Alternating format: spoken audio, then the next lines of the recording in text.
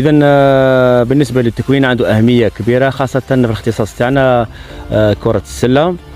وين عندنا لاعبين سابقين جوزوا أكثر من 20 سنة في المستوى العالي وما عندهم شهادات في التدريب.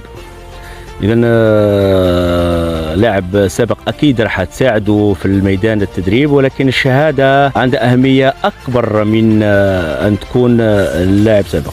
من هذا المنبر أكيد أرجو من اللاعبين السابقين أو اللي حب يكون عنده مشروع كمدرب في التدريب الرياضي أنه يتوجهوا إلى مراكز التكوين باش يتحصل على شهادات في التدريب الرياضي على المستوى القصير أو المستوى البعيد.